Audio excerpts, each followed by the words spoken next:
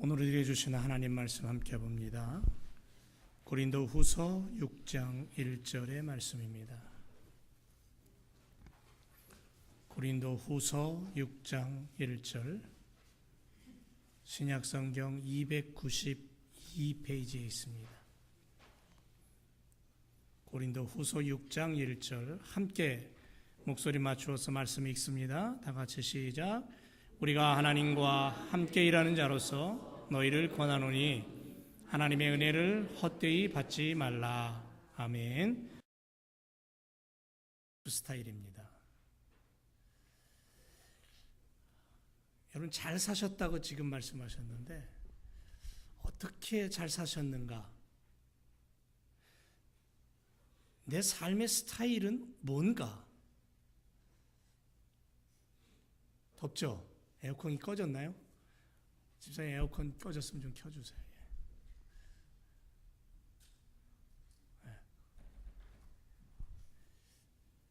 에어컨이 안 들어가니까는 더워요.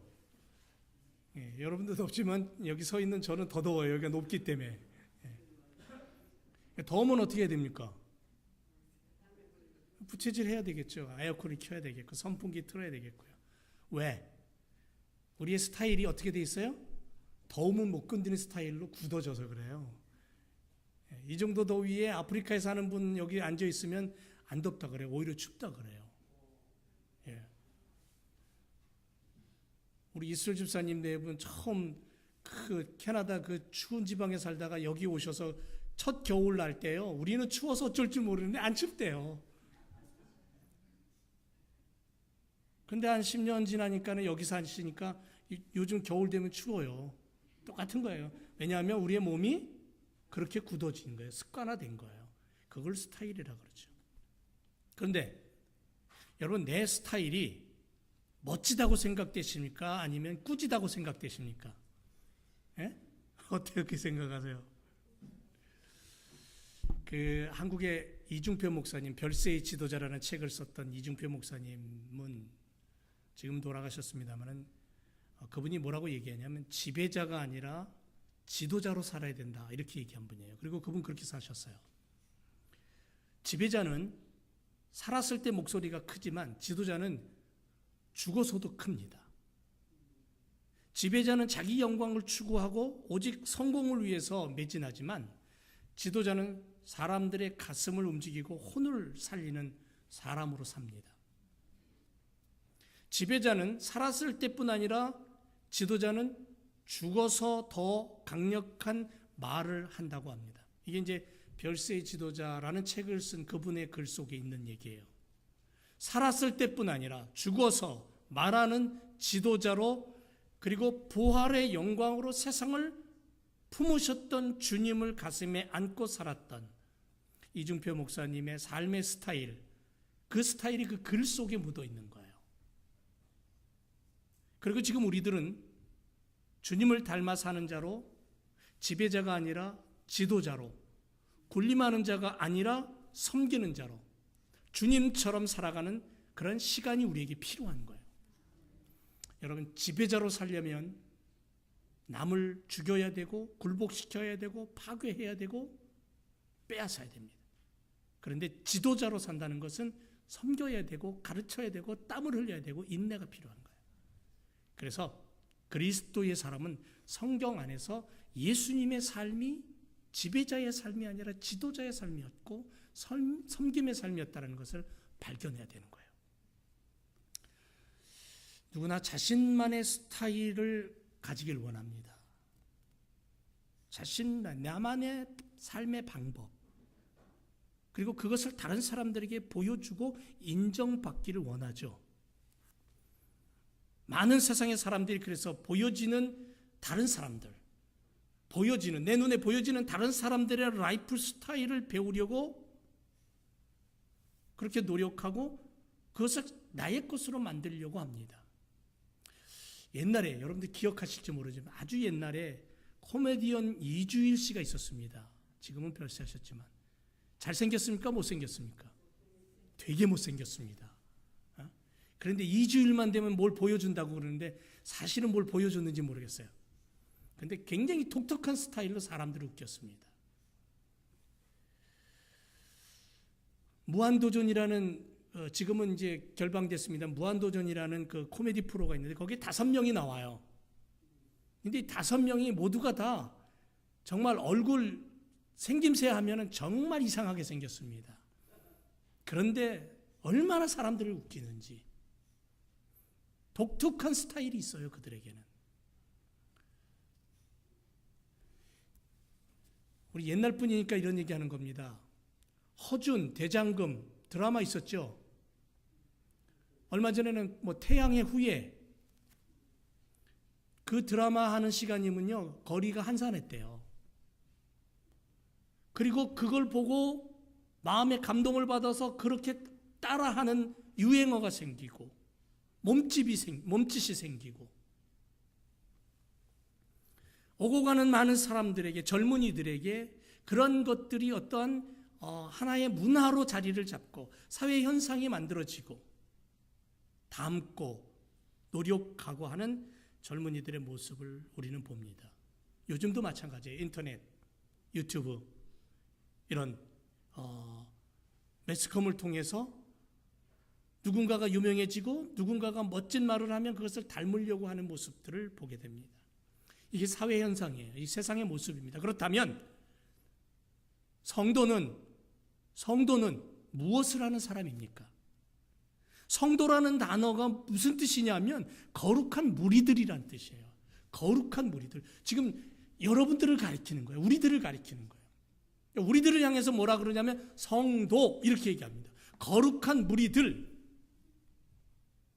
그러면 거룩하다는 말은 흠이 없다라는 얘기예요. 깨끗하다라는 겁니다. 그렇다면 나는 흠이 없고 깨끗합니까? 한 번도 고개를 끄덕이는 분이 없네. 나는 거룩하고 깨끗하고 흠이 없느냐는 거죠. 거룩이라는 단어는 오직 유일하신 하나님밖에는 사용할 수가 없는 단어예요. 하나님만이 거룩하신 분이거든요.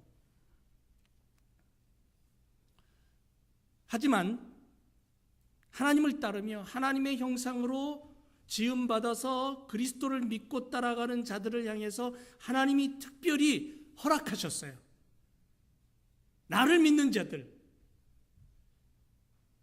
그래서 십자가를 믿는 자들, 그래서 죄 용서함 받은 자들을 내가 이렇게 인정할게. 뭐라고? 거룩한 자라고. 그 거룩한 자들이 모여있는 장소가 교회라고. 거룩한 무리들이 모여있는 그곳이 그리스도의 사람들이 모여있는 거룩한 하나님의 나라라고. 그래서 성도라고 하나님이 인정하고 부르는 거예요. 내가 잘나서 내가 멋있어서가 아니라 하나님이 나를 그렇게 부르시는 거예요.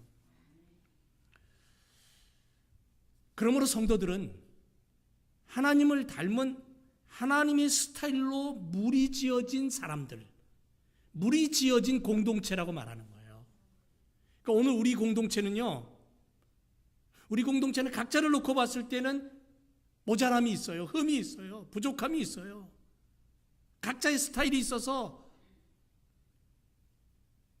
나는 저 사람의 스타일이 안 맞아. 나는 저 사람과는 싫어. 저 사람이 하는 이야기, 저 사람이 주장하는 건 난 싫어. 이렇게 될 수도 있어요. 저 사람의 행동 나는 마음에 안 들어. 그럴 수도 있어요. 그런데 각자를 놓고 보면 그런데 우리가 하나로 뭉쳐져서 하나의 덩어리가 되고 공동체가 된다면 그 공동체를 향해서 그 중심에 하나님이 계시고 그 하나님이 우리를 바라볼 때 뭐라고 얘기하냐면 너희는 거룩한 무리들이야. 이렇게 하나님이 불러주시고 인정하시는 거예요. 그렇다면 우리가 공동체 안에서는 결국 우리의 스타일은 뭐냐면 하나님 닮은 스타일, 하나님의 거룩한 스타일로 우리가 그렇게 나아가는 거예요. 그렇기 때문에 우리 공동체를 놓고 봤을 때에는 저 사람과 내가 안 맞아? 아니요.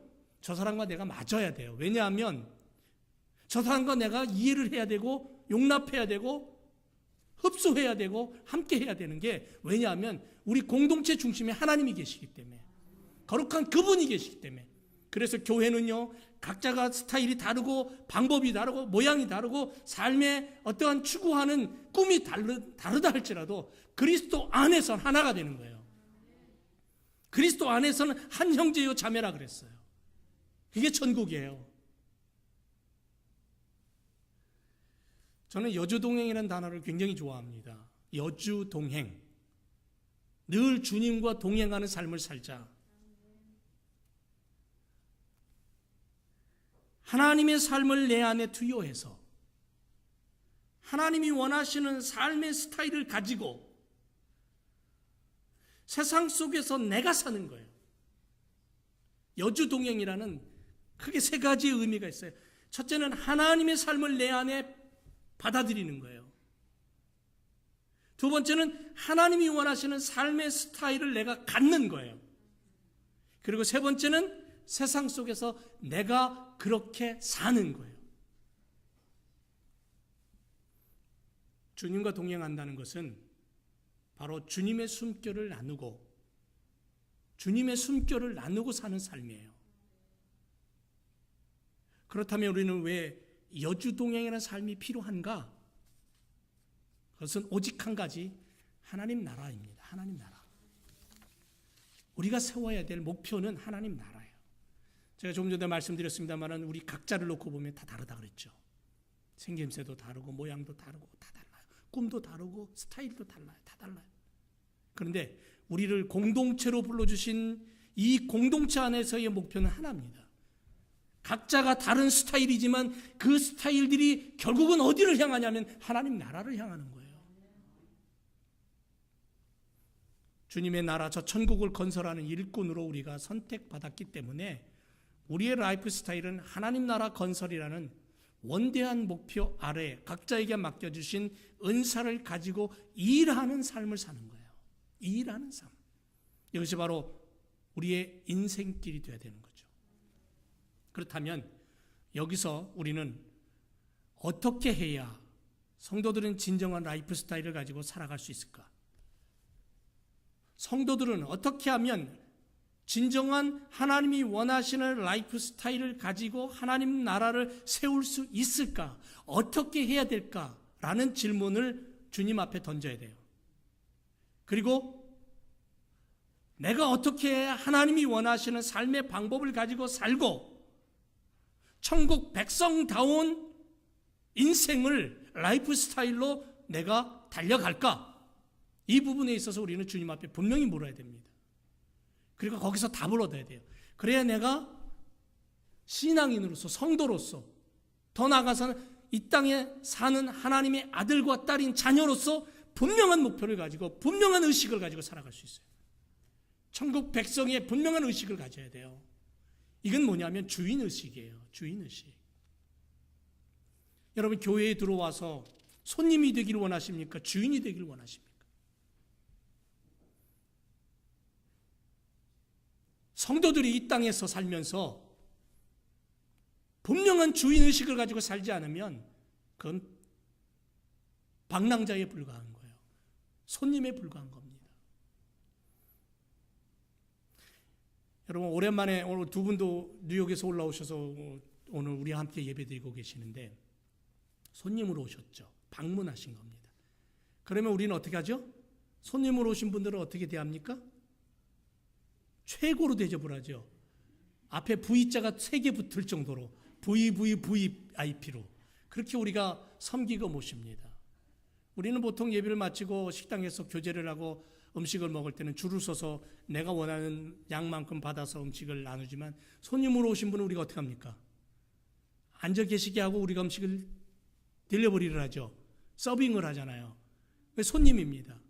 그런데 1년 365일 52주 나는 이 교회에 오면 손님일 거야. 나는 손님으로 살기를 원하시는 분 있으면 손 들어보세요. 저밖에 안 들었네. 여러분 손님은 손님으로 끝납니다. 제1교회의 주인의식을 가진 자가 필요한 거예요. 세상을 살면서 이 세상에 하나님 나라 백성으로 하나님 나라를 세우겠다는 하나님 백성다운 주인의식을 가지고 살아갈 때에 내가 이 땅에 살 때에 어떠한 일을 하든지 거기에 의무와 책임을 다할 수 있는 거예요. 그래서 성경은 우리에게 뭘 말하냐면 너희는 하나님과 함께 일하는 자다. 하나님이 너에게 주신 은혜를 헛되이 받지 말아라. 하나님 내게 수많은 은혜를 주셨는데 그 은혜 중에 은혜가 뭐냐면 구원의 은혜예요. 생명의 은혜예요. 십자가의 은혜예요. 보혈의 은혜예요. 그 은혜를 내가 받고 이 땅을 살아갈 때 나는 당당하게 하나님 나라 백성으로서의 주인의식을 가지고 이 땅에서 하나님 나라의 삶의 모습을 보여줘야 되는 거예요. 그게 천국 백성의 라이프 스타일이에요. 성도의 스타일이 되어야 된다는 거예요. 그게 없으면 나는 세상에 살아도 방랑자고 교회에 와도 방랑자예요. 손님이에요. 결국 마지막 순간에 숨을 거두면서 두려움과 공포 속에 숨을 거둬요. 왜냐하면 죽음 이후에 가야 될 곳을 모르기 때문에,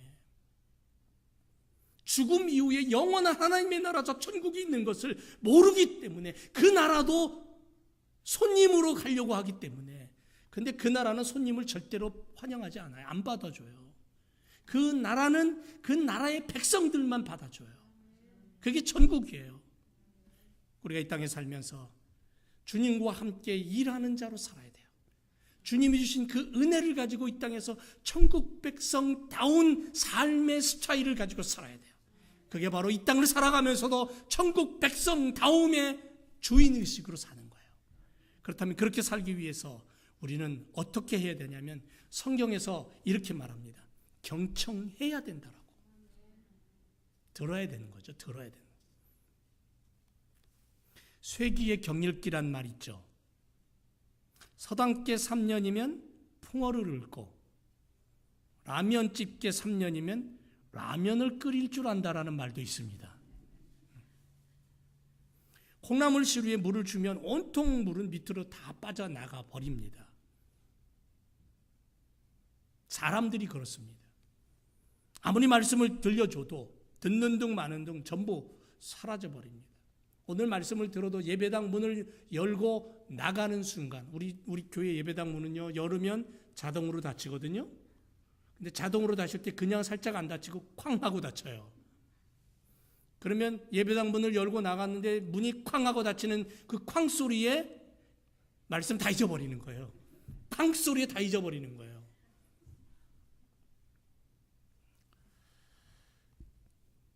예배 시간, 성경 공부 시간 할 것 없이 그저 열심히 말씀을 부어주지만 전부 몽땅 다 빠져나갑니다.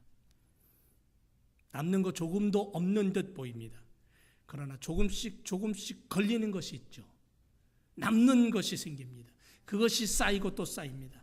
그래서 어느 순간 하나님의 말씀이 나도 모르게 터져 나오고 하나님의 스타일로 내가 변화되어 가는 나 자신을 발견하는 거예요.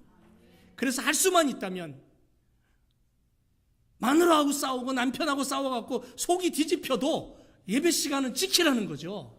이 자리를 놓치지 말라는 거예요. 왜? 콩나물 시에 물을 아무리 쏟아 부어도 물이 다 빠져나가는 것 같은데 콩나물은 잘하거든요. 이게 뭐냐면 말씀을 들으라는 거예요.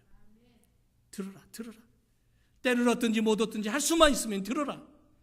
출애굽기 25장 9절 말씀을 보니까 물은 내가 내게 보이는 대로 장막의 식양과 그 기구의 식양을 따라 지을지니라. 26장에서 30장에 걸쳐서 하나님은 성막을 만드는 방법을 너무너무 자세하게 가르쳐줘요. 모세는 그 말씀을 듣는 거예요. 듣고 또 듣고 세밀하게 듣고 하나도 놓치지 않고 받아 적고 그래서 그대로 성막을 만듭니다. 그대로. 하나님이 원하시는 성막을 만듦에 있어서 주인 되시는 아버지 하나님이 원하시는 것을 듣지 않고는, 대충 듣고는 그거를 정확하게 정밀하게 만들어 낼 수 없는 거예요. 모세는 정확하게 들었어요. 그걸 하나님이 원하시는 그 방법대로 성막을 만들었어요. 그런데 구약 성경에 보면 이스라엘 사람들을 향해 하나님이 아주 반복적으로 사용하시는 단어가 뭐냐 하면 들으라는 거예요. 들어라. 마음을 열고 들어라. 마음에 새겨라. 들어라. 이마에 새겨라. 손목에 새겨라. 모세는 자신에게 전해지는 성막에 대한 말씀을 자세히 듣고 만들어냅니다. 하물며 우리 성도들이 천국을 만들어가는 일꾼들이에요. 내가 오늘 이 땅을 살아가는 거, 내가 일터에서 일하는 거, 내가 학교에서 일하는 거, 내가 직장에서 일하는 거, 그 어떤 곳에서 내가 무엇을 하든지 나는 그 삶의 현장에서 천국을 만들어가는 거예요. 천국의 일꾼들이에요. 여러분, 성막이 아닌 천국이에요. 교회를 만드는 게 아니고 교회보다도 더 위대하고 영원한 천국을 만드는 거예요. 천국은 하나님의 집이에요. 하나님 나라입니다.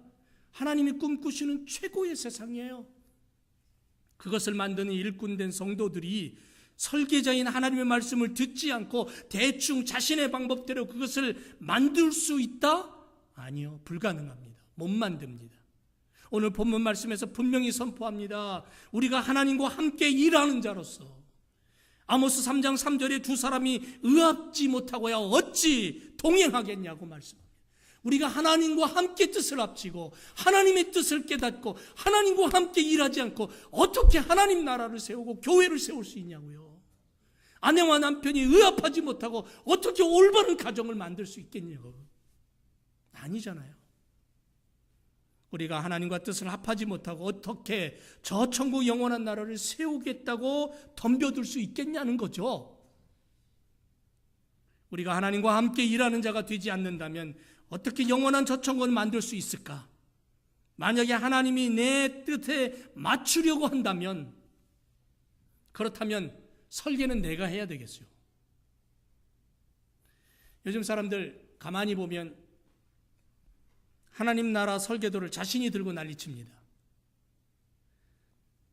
자신이 하나님 나라의 설계도를 들고선 소리칩니다. 그리고는 뒤로는 하나님을 부려먹습니다. 하나님의 이름을 팔아먹습니다. 자신이 그린 설계도대로 천국을 만들겠다고 법석, 난리법석입니다. 그게 천국입니까? 그런다고 그게 천국이 됩니까? 예를 하나 들어볼까요? 어떤 아이가 아버지를 위해서 결심을 합니다. 무슨 결심을 하냐면 아버지와 함께 타고 나갈 배를 만들겠다고. 학교 갔다 오면 가방 내팽개쳐 놓고 바닷가에 나가서 배를 만듭니다. 뚝딱뚝딱뚝딱 배를 만들어요. 아버지는 지켜만 봅니다. 한 달쯤 지났을까 아들이 아버지한테 쫓아옵니다. 달려와서 말합니다. 아버지, 저하고 함께 가시죠. 어디니? 아이, 오세요. 아버지가 아들을 쫓아갔더니 아들이 만든 배가 멋지게 서 있습니다. 그리고는 아들이 말합니다. 아버지, 저하고 같이 이 배를 타고 나가십니다. 아버지의 생일날 아들이 아버지에게 배를 선물하는 거예요. 아버지와 함께 그 배를 아들과 함께 밀고 바다 물에 잠갔습니다. 근데 배가 떠야 되잖아요. 그래야지 탈 수 있잖아요. 근데 이게 웬일입니까? 물이 닿자마자 이 배는 물속으로, 그 아들이 만든 배 안으로 물이 들어오기 시작하는 거예요. 못 타고 나가는 겁니다. 그때 아버지가 뭐라고 그러는지 아세요? 아들아, 너 참 배 멋지게 만들었다. 그런데 야, 이게 배가 타고 나가려면 떠야 되잖아. 뭔가 좀 부족한 것 같아. 야, 아버지하고 다시 만들자. 그때부터 아들은 아버지하고 배를 같이 만듭니다. 다시 새롭게 만들어요. 근데 이제는 아들이 아버지의 신분꾼이 되어서 만들어요. 배를. 아버지가 이렇게 하라고 지시하고 저렇게 하라고 가르쳐줍니다. 아들은 아버지가 가르쳐주는 대로 아버지와 함께 의합해서 배를 만듭니다. 그리고 그 배가 완성되었을 때는 그 배는 물 위에 둥둥 떠요. 아버지와 함께 아들은 배를 타고 노를 저어 나가서 즐거운 시간을 보낼 수 있습니다. 무슨 얘기입니까? 내가 아무리 배를 만들어도, 내가 아무리 멋진 천국을 만들어도 내가 만드는 그 배는 세상의 풍파 앞에 빠질 수밖에 없습니다. 물속으로 빠지고 엎어질 수밖에 없습니다. 아버지 하나님과 함께 배를 만들 때에만이 비로소 완전한 배가 되는 거예요. 그 배를 타고 하나님 아버지와 함께 누릴 수 있는 거예요. 천국을 세워갈 수 있는 거예요. 그래서 하나님과 함께 일하는 자가 되라는 거예요. 이사야 선지자는 나라가 멸망의 위기 속에 있을 때 하나님 앞에 엎드려요. 왕과 정치자들과 종교 지도자들이 하나님 앞에 법을 멀리 떠나고 죄악 속에 빠져버리고 성전은 더럽혀지고 그때 그는 하나님의 성전을 찾아옵니다. 그리고 하나님 앞에 엎드립니다. 자신의 모든 힘을 모아서 하나님의 음성을 듣기를 원합니다. 그의 간절한 묵상 중에 하나님은 그의 눈을 여십니다. 하늘이 열리고 천사들이 하나님께 예비하는 모습을 보게 됩니다. 영안이 열린 거죠. 그리고 음성을 듣습니다. 그리고 주님, 내가 여기 있습니다. 나를 보내소서라고 결단의 시간을 갖습니다. 한 여인이 주님의 발 앞에 향유를 붓고 있습니다. 눈물로 발을 적십니다. 자신의 머리카락으로 예수님의 발을 닦습니다. 제자들은 그 모습을 보고 비방합니다. 손가락질합니다. 그러나 이 여인은 지금 주님의 장례식을 홀로 치르기 위해 준비하고 있는 겁니다. 변두리에 살던 죄 많은 여인입니다. 그래서 제자들 주변에 얼씬할 수 없을 정도의 삶을 살았습니다. 그러나 늘 멀찍이서 예수님을 바라보며 따라왔던 여인입니다. 그분의 말씀 단 한 단어도 놓치지 않으려고 귀 기울였던 여인입니다. 주님이 십자가를 말씀할 때에, 십자가의 죽음을 이야기할 때에 제자들은 누가 더 크냐고 자리다툼을 하며 누가 더 높으냐고 논쟁을 벌이고 있을 때에 이 여인은 예수님의 말씀을 가슴에 담습니다. 그리고 예수님의 죽음을 위해 지금 그 비싼 옥합을 깨트려 자신의 목숨과도 같은 옥합을 깨트려 예수님의 발에 붓고 장례식을 준비하고 있었습니다. 아무리 붙어 다니고 아무리 곁에 있다 할지라도 듣지 않고 깊은 묵상과 기도가 없다면 모릅니다. 엉뚱한 방향으로 달려가는 거예요. 자신들의 욕망만을 생각하는 이기적인 모습이 드러날 수밖에 없는 것이 인간이에요. 사랑하는 제일교회성도 여러분, 믿음의 사람들의 라이프 스타일은 가장 먼저 듣는 데서부터 시작돼야 돼요. 말씀을 듣고 들은 말씀을 깊이 묵상하고 그리고 주님 어떻게 해야 됩니까? 라고 기도하지 않는다면, 그러한 시간이 없다면 우리는 결코 하나님의 마음을 알 수 없는 거예요. 하나님의 가슴을 모르는 자는 자신의 스타일대로 하나님을 해석합니다. 하나님을 만들어요.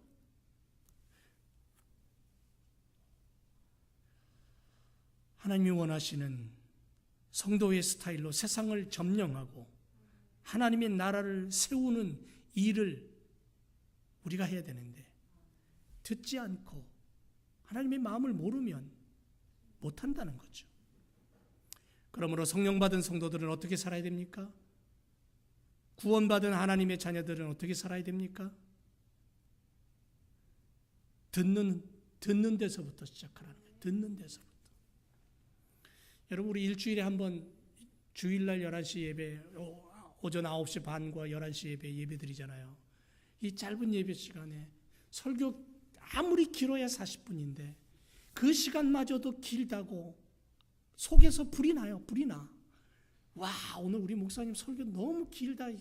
아, 짜증난다, 야. 그러고 있어. 아, 우리 동네 말고 저쪽 동네. 요즘 한국에요, 주일날 설교 몇 분인 줄 아세요? 15분에서 20분을 넘기면요, 성도들이 들썩들썩한대요, 엉덩이가. 옛날에 성령의 불이 임하고 한국 초대교회 때, 한국에 처음 복음이 들어와서 막 성령의 불이 일어날 때에, 미국에 성령의 불이 임하고 조나단 에드워드 목사님이나 이런 분들의 성령 운동이 막 대각성 운동이 일어날 때는요, 설교가 2시간, 3시간이었어요. 그래도 성도들이 눈이 반짝거렸어요. 사도 바울이 복음을 전하고 하나님 말씀 전할 때는 밤새도록 했어요. 그러니까는 3층 창문가에 걸터 앉아있던 젊은 애가 하도 기니까 졸다가 떨어졌잖아요. 근데도 살려냈잖아요. 그런 능력과 권능이 있었던 시대가 있었어요. 근데 요즘 시대는 그런 시대가 아니에요. 인터넷에 너무 좋은 게 많고 컴퓨터만 키면 쏙 빠져들 만한 것들이 너무 많기 때문에 요즘 시대가 그런 시대가 아님에도 불구하고 우리가 반드시 잊어버리지 말아야 될 게 뭐냐면 말씀을 듣는 훈련을 해야 되는데 말씀을 듣지 않고는 하나님의 역사가 나타나지 않아요. 말씀을 경청해야 되는 거예요. 그래서 저는 여러분들에게 감사합니다. 우리 교회 짧게 주일 설교 짧아도 30분 넘잖아요. 그죠? 그래도 그냥 눈들이 가슴들이 열려 있는 모습을 보면 여러분 하나님의 역사는 10,000명, 10만 명에서 일어나는 게 아니고 적은 무리지만 말씀을 사모하고 그 말씀 속에 빠져 있는 자를 통해서 하나님이 역사하셔요. 하나님의 일을 하시는 거예요. 첫 번째가 뭐라고요? 경청해라, 들어라. 잘 안 듣나 봐. 이것도 벌써 잊어버렸어. 두 번째, 훈련입니다. 훈련 받아라.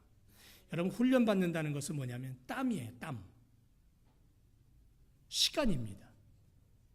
그리고 지속 반복입니다. 연습이에요. 순종입니다. 훈련 받으라. 성경에 보면 주님의 일꾼들 그냥 안 썼어요. 훈련 받았어요. 훈련이 필요했대요. 훈련은 땀이 필요하고 반복이 필요하고 지속적인 반복이 필요하고 연습이 필요하고 순종이 필요하고 인내가 필요한 거예요. 여러분 미국에 왔더니 어린아이가 최고, 그 다음에 권사님? 벌써 권사님 답을 아시네. 어린아이가 최고, 그 다음에 여인, 여자들이 그 다음 최고, 그 다음에 뭐예요? 강아지. 반려견, 고양이, 이게 최고. 그 다음에 결국 넣을 수 없어서 어차피 넣어야 되니까 넣은 게 뭐냐면 남편. 이렇게 들어가더라고요, 순서가. 우리 데이빗 형제가 함께 생활하는 멍멍이 벤츄리라는 이름을 가진 아이인데, 시꺼먼 아이인데요. 처음 올 때보다요, 지금은 더 많이 훈련돼서 말 잘 들어요. 일부 예배 때 나와서 앉아 있다가 데이빗이 저 뒤에 휠체어 타고 딱 있으면요, 처음에 딱 들어와서는 어떻게 하냐면 데이빗을 딱 바라봐요. 그러고 앉아가지고 데이빗만 봐요. 나를 안 보고, 내가 설교하는데 나 안 보고 데이빗을 봐요. 그러다가 데이빗이 뭐라 그러냐면, 야, 엎드려. 그러면 푹 엎드려요. 이 주둥이까지 땅바닥에 딱 대고 엎드려 있어요. 정말 훈련이 잘 돼 있어요. 근데 그게 처음부터 되는 게 아니라 반복, 지속 반복이에요. 훈련을 한다는 건 뭐냐면 관계예요. 관계가 깊어진다는 거예요. 요즘 한국을 보면 미국 못지않게 멍멍이들이 대접받는 세상 같습니다. 고양이, 이런 짐승들이 사람들은 먹을 것이 없어서 길거리 노숙자로 겨우 끼니를 이어갈지 모르지만 이 반려견들은 상상할 수 없는 비싼 장난감에, 껌에, 옷에 음식을 먹는다는 뉴스를 본 적이 있습니다.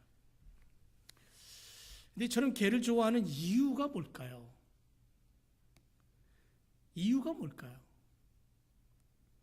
여러분, 자식들도 부모 팔아먹는 세상, 그런 세상 들어보셨습니까? 요즘 그런 세상이 아닌가요? 그런데 이 개들은 한번 주인으로 섬기면요, 죽을 때까지 꼬리를 흔들어요. 얼마나 좋은지 꼬리를 흔들어대요. 한번 어느 집에 일이 있어서 들어갔는데 얼마나 달라들고 물고 빨고 하는지, 밀어내도 혼이 나도 달려들어요. 품 안에 안겨요. 이거는 좋다는데 어쩝니까?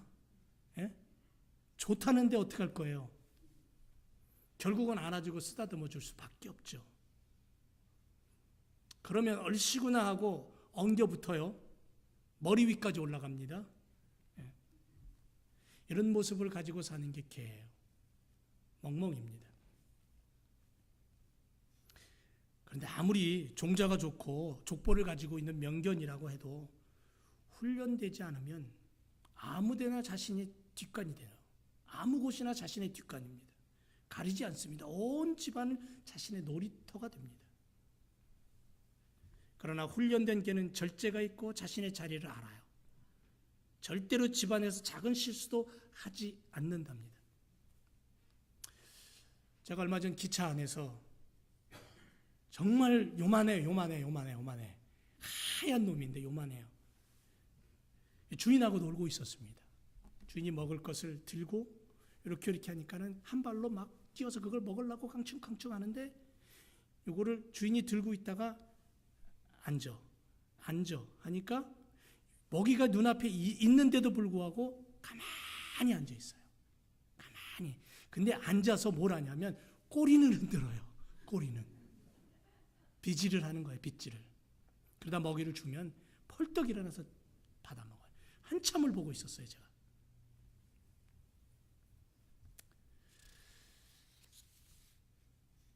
성도 얘기하다가 교회 얘기하다가 우리 왜 개 얘기로 돌아갔죠? 죄송합니다. 성도가 개는 아닙니다. 여러분들이 개라는 얘기 아니에요. 성도, 거룩한 무리, 구별된 사람, 하나님의 친백성. 그런데 하나님의 자녀인 믿음의 성도가 훈련되지 않으면 결코 하나님 나라를 올바로 세울 수 없다라는 거죠. 여러분 430년 만에 애굽에서 탈출합니다. 가나안을 찾아갑니다. 200만이 넘습니다. 그 유대 백성들이 왜 광야 40년 동안 돌아다녔습니까? 그곳에서 그리고 다 죽었어요. 왜입니까?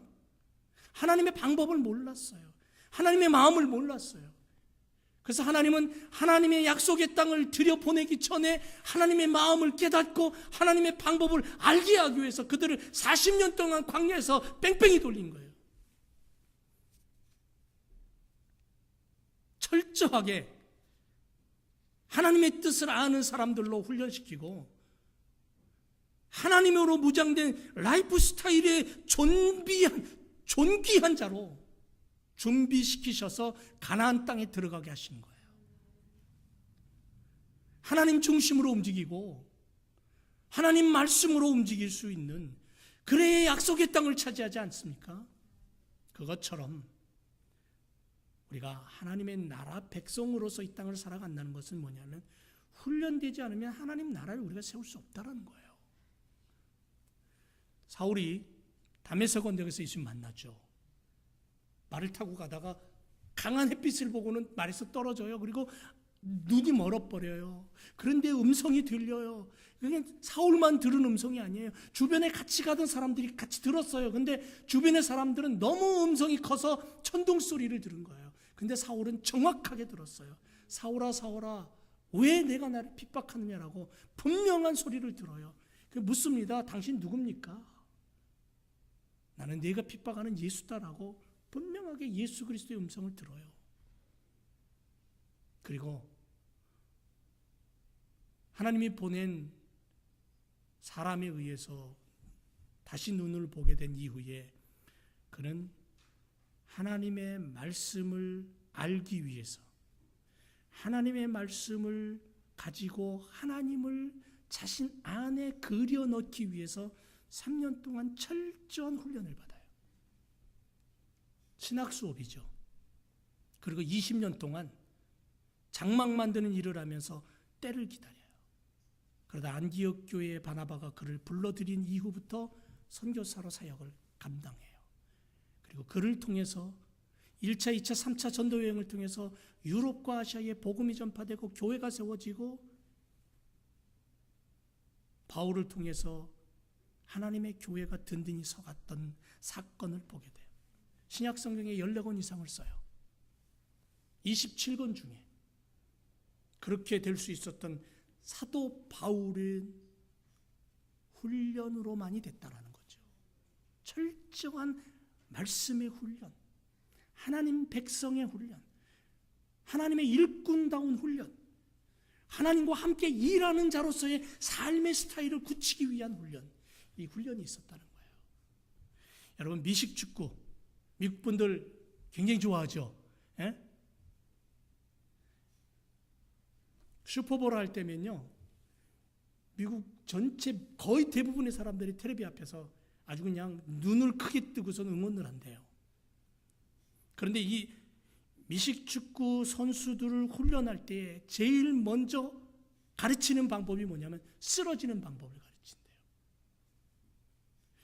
잘못 쓰러졌다가는 목뼈 나가고 다리 나가고 허리뼈 나가요. 아무리 무장을 해도 그냥 사정없이 밀어붙이고 부딪히잖아요. 그래서 이 선수들에게 가장 먼저 하는 훈련이 뭐냐면 넘어지는 훈련, 쓰러지는 훈련. 넘어져도 어떻게 넘어져야지 다치지 않고, 쓰러져도 어떻게 쓰러져야지 내가 나를 보호할 수 있는가, 그것부터 가르친대요. 그 다음에 부딪히는 훈련을 한대요. 어떻게 부딪혀야 상대방과 부딪혀서 내가 다치지 않고 상대방을 피해서 내가 목적을 달성할 수 있는가, 부딪히는 걸 가르치고, 그 다음에 밀고 나가는 방법을 가르치고, 그 다음에 마지막으로 가르치는 훈련이 뭐냐면 터치다운이래요. 이 기술을 가르치고, 그리고 그 기술을 습득한 선수들이 현장에, 운동장에 나가서 뛰는 거예요. 하나님이 우리를, 신앙의 사람들을 훈련시키는 훈련 방법도 비슷합니다. 여러분, 제자들이 다 도망갔죠. 예수님 잡힐 때에 어떤 제자는 벌거벗고 도망갔습니다. 십자가의 죽음을 말할 때에 제자들은 쇠기에 경일기가 되고 말았습니다. 그 누구도 예수님의 십자가를 이해하지 못했어요. 그런데 그들이 마가다락방에서 성령 받았습니다. 그리고 하나님의 말씀과 능력이 그들에게 임했습니다. 그랬을 때에 비로소 3년 반 동안 심심풀이로 쫓아다녔던 예수님이었는데, 그 말씀이 기억나면서 그들은 강력한 능력의 사람이 됩니다. 이게 바로 훈련으로만이 가능한 제자들의 모습이었습니다. 사랑하는 제일교회 성도 여러분, 우린 쓰러지면 다시 일어나야 됩니다. 부딪히면 다윗처럼 뚫어야 됩니다. 일어나고 부딪히고 뚫고 전진해야 될 줄로 믿습니다. 하나님의 능력으로, 성령의 지혜로, 하나님의 말씀을 가지고 그렇게 우리는 살아가야 됩니다. 결국 성도들의 최종적인 목표는 뭐냐면 터치다운이에요. 예배를 통해, 기도와 성령의 은총을 통해 하나님의 마음, 하나님의 능력, 하나님의 말씀을 간직하고 그 말씀으로 훈련되어서 나아가야 되는 거예요. 그래서 셀 모임에도 참석해서 말씀으로 훈련받고, 금요 기도회에도 나와서 기도함으로 훈련받고, 훈련의 자리에 내가 있어야 내가 하나님의 뜻을 더 깊이 깨달을 수 있는 거예요. 그렇게 성경 공부와 제자 훈련과 기도 모임과 예배를 통해서 내가 훈련되고 훈련되어서 비로소 하나님의 일꾼으로 하나님의 손을 붙잡고 이 세상에서 주인의식을 가지고 살아가는 거예요. 그럴 때 우리는 터치다운 할 수 있는 거예요. 그리고 마지막으로 성도의 라이프 스타일을 갖추기 위해서는 실천입니다. 실천. 이건 다른 말로 얘기하면 행동하는 그리스도인이 되라는 거죠. 행동하는 그리스도인. 예수님의 손과 발의 움직임을 따라 갈 수 있는 삶이 되라는 거예요. 아브라함은 내 본토 친척 아비집을 떠나라나 주의 음성을 들었을 때에 바로 떠났습니다. 호세아 선지자는 타락한 백성들을 향하여 진노하시는 하나님의 말씀을 보여주기 위해서 하나님의 말씀이 떨어지자 그대로 순종했어요. 그래서 당시 더러운 여자였던 고멜이라는 여자를 데려다가 아내를 삼습니다. 야고보 사도는 이렇게 얘기합니다. 행함이 없는 믿음은 죽은 믿음이다라고. 얼마나 강력한 메시지인지 몰라요. 여러분, 히틀러에 맞서서 싸웠던 세계적인 독일의 신학자 보네퍼 목사님 있습니다. 당시 독일 교회의 타락하고 연약해지는 그 모습, 독일 교회의 능력과 그 독일 교회 성도들이 사회에서 영향력이 상실되어 버리는 그 원인을 바라보고 기도하다가 이렇게 고백합니다. 값싼 은혜로 무장했다라고. 값싼 은혜로. 오늘 말씀에도 보니까 하나님의 은혜를 헛되이 받지 말라 그랬는데 당시 독일 교회 성도들은 하나님의 은혜를 헛되이 받아버린 거예요. 그걸 이렇게 표현한 겁니다. 값싼 은혜라고. 그래서 값싼 은혜를 뭐로 표현했냐면 회개 없는 용서, 고백 없는 세례, 교제 없는 성찬, 십자가 없는 은혜, 생활이 없는 그리스도인, 삶이 없다는 거죠. 삶이 없다. 여러분 지금 미국 교회를 보고 미국의 사회를 보면서 보네포 목사님이 외쳤던 바로 이 값싼 은혜가 이 미국의 전체 사회와 교회를 휩쓸고 있는 듯한 느낌을 받습니다. 다민족 나라입니다. 미국이란 나라는 전 세계 모든 민족이 함께 살아가는 나라입니다. 그래서 그럴 수밖에 없다라고 이야기하고 은근슬쩍 넘어가는 일들이 너무도 많아요. 하나님을 자꾸 숨기려고 합니다. 복음의 진리이신 예수 그리스도를 향하여 거부합니다. 하나님을 감옥에 가두고 예수 그리스도의 십자가를 지워버립니다. 뭐 예를 하나 든다면 미국 달러 코인에 보면 In God we trust라는 문구가 있었습니다. 새로 만들어진 동전에는요, 슬그머니 그게 한쪽으로 귀퉁이를 밀려난 것을 볼 수 있습니다. 옛날 돈하고 달라요.